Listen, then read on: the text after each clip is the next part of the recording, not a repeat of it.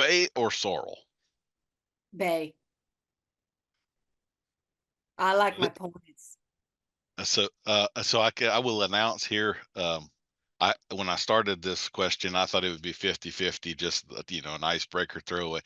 It is like 90% of people pick Bay. So we have started Really? the Bay Horse Mafia, and we now have some merch. It's on the website.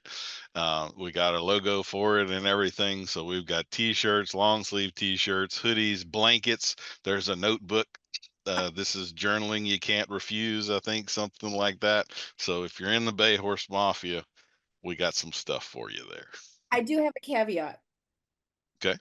If it's a sorrel with flaxen mane and tail, Yep. Yep. then I'm picking the sorrel with the flaxen mane and tail.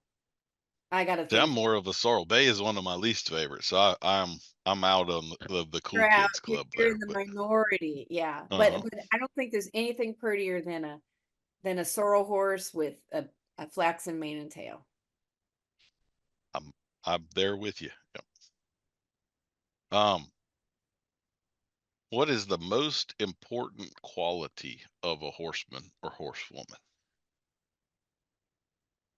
Ooh.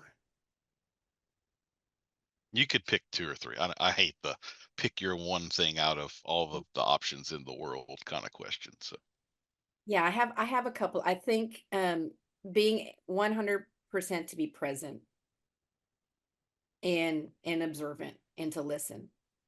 And how do we listen? I'm not talking about ear, you know, hmm observing the horse, 100% present. That's really, really, really important. And I think the second thing is if you have to bring up your energy or to lower your energy, is to find a way to do that that's not necessarily linked to an emotion. So I have to bring up my energy. I want to be able to do that, but not feel angry or not hmm feel anxious or anything of that nature. So 100% being present and listening, then giving the horse time. Giving the horse time is a big thing and not forcing the horse to meet my agenda, but just recognizing where the horse is. And then I think that the art of compromise is also pretty important. Not to compromise safety, but what I mean by compromise is I'm looking for a close approximation. I'm not expecting perfection, hmm particularly in the training process. Like, Yeah. that's pretty darn close. That good job, right? And taking a bigger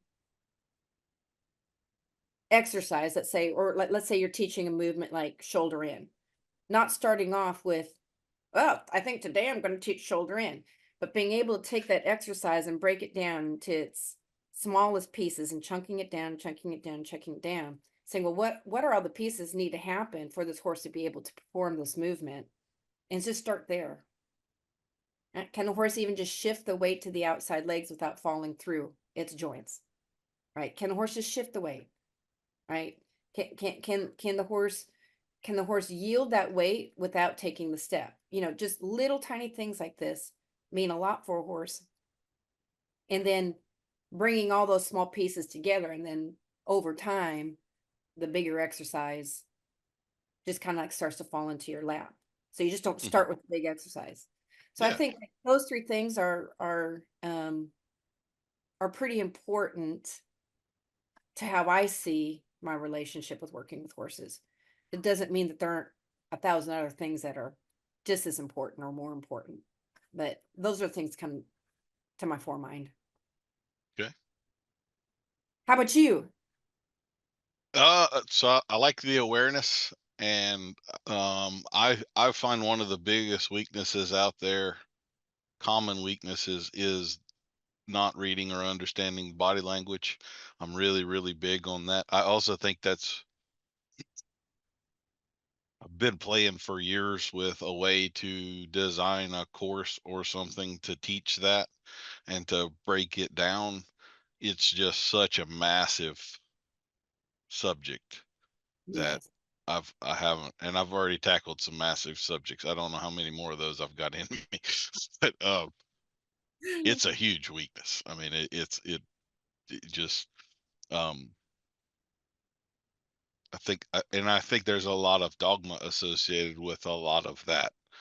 Where certain like one of the, I mean, with my bit stuff, the foamy mouth is one of those things that I preach about over and over. It is as textbook a case of dysfunction as you can possibly make, and yet there's still so much dogma around it being a good thing, um, that if I do nothing but kill that in my lifetime, that will be to have accomplished a lot, I think.